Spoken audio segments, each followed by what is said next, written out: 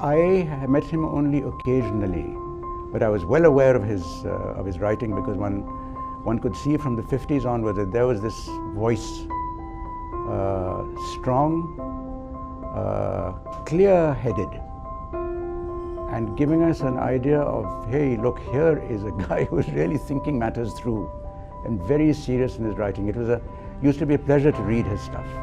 Apart from the fact that I knew he was a legend before, to actually sit in that place and in the atmosphere that he fostered, you could see that from all the people that he spoke to, that his emphasis on integrity, courage, fearlessness, great writing, and exacting in terms of accuracy. I mean, these are tenets that are signs of great journalism.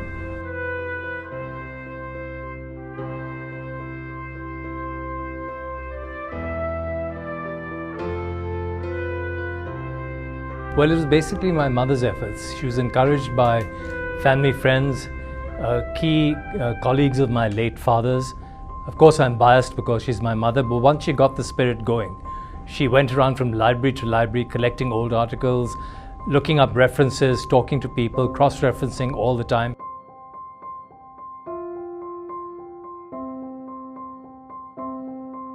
We were lucky in that in the corporate world, he had many admirers, and among them were very senior people in the Tatas, Keshav Mahendra himself, and the chairman of Hindustan Lever, where I was working at the time.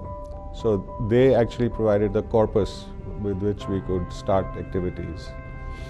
And we debated on what we should be doing, and we came up with 3 ideas at the time. One, and the most important one, was the awards for the best political writing of the year at the time, which was later followed by the best writing on environment and development issues, and promotion of young journalists who had worthwhile projects and needed financial assistance.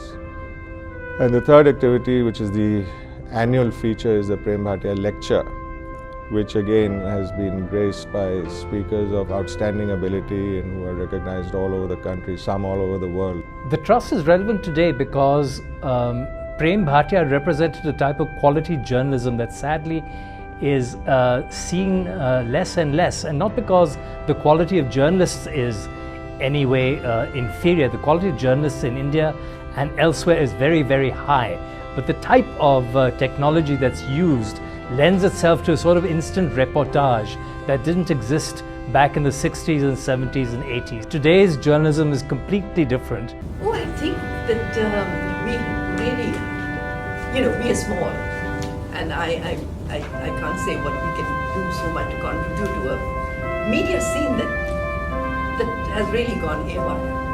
There are these hundreds of television channels, and there are hundreds of tabloids being printed all over the place, including newspapers, leading newspapers, who are tabloiding themselves.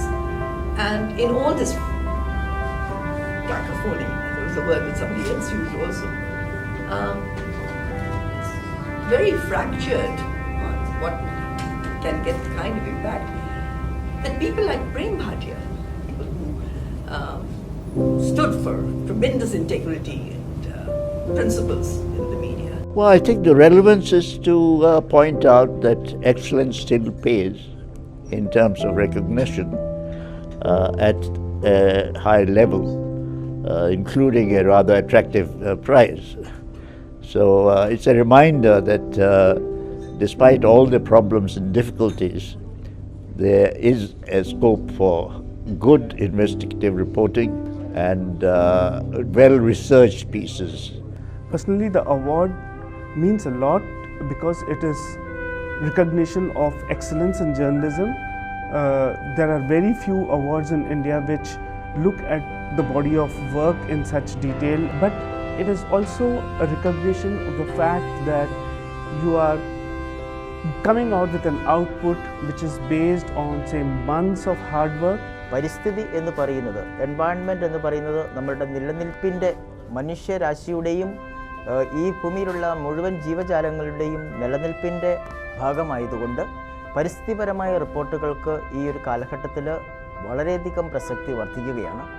Prem Bhatia എനിക്കറിയാവുന്നിടത്തോളം is a versatile genius.